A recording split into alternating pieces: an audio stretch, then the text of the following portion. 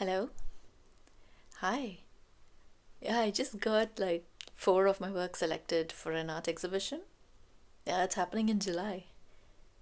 Yeah, it's the same one that I was talking about last week. I was feeling a bit unsure, and I just got a email reply back saying that they want to have like all four of the works and not just one or two of them. So they've liked all of it. So I'm really, yeah, it is exciting.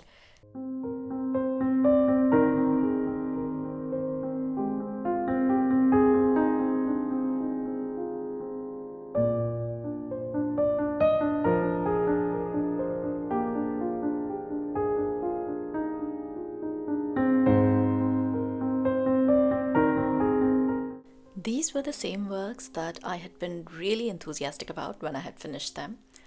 But then, eventually, as I kept on looking at them, I had refrained from sharing them too much on social media because I just felt like they weren't good enough. I mean, which artist doesn't feel like that, right? Absolutely. It's a very natural feeling to feel.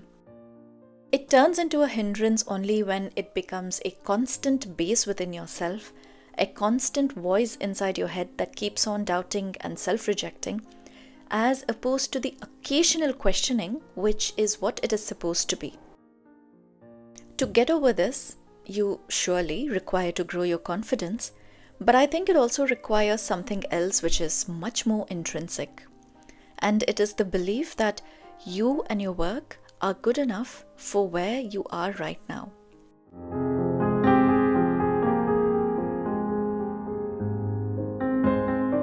This can apply to all areas of life. Whether you're an artist or you're in corporate or you're just looking for different aspects of self development. The idea that we are good enough as we are is sometimes such an uncomfortable idea for many of us. For some people, it could be momentary, triggered by a certain event, but for some, it unfortunately becomes their subconscious baseline from which they continue to live their lives.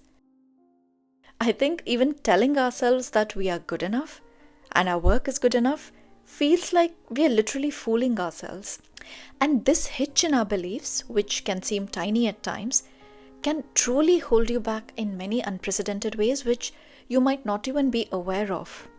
It affects your day-to-day activities, your relationships, how you show up at work, the effort you put into your work, and how you show up for yourself. If I have to pick one thing that has personally worked for me, is showing my work to more people and asking for genuine critique instead of waiting for a time when I have, that perfect piece of art. And to be honest, none of them have been as unnecessarily harsh as I have been to my own works.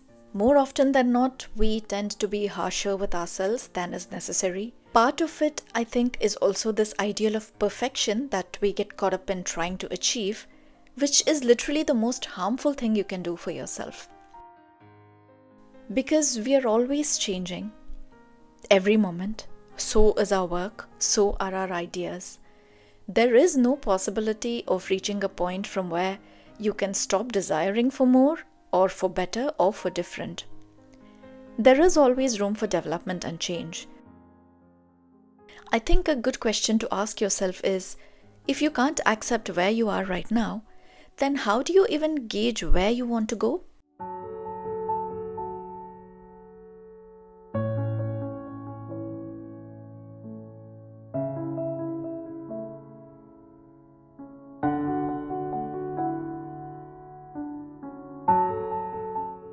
And I think that this belief, or rather the mindset that you are good enough, is the golden key to all the doors opening in your life. It might not be easy to convince yourself in the beginning, but the more you hype yourself up, the more you care for yourself and your space in the world, the smoother the journey will become.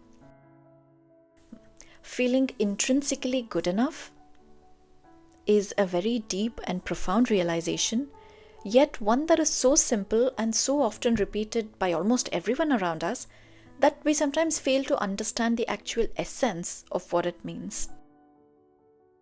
And to make this our intrinsic belief without the layering of ego, I think, is the answer. And if you can truly believe that you are enough, good enough, I think you have cracked the code. I don't think there is any other bigger secret for you to live your life in the best way possible.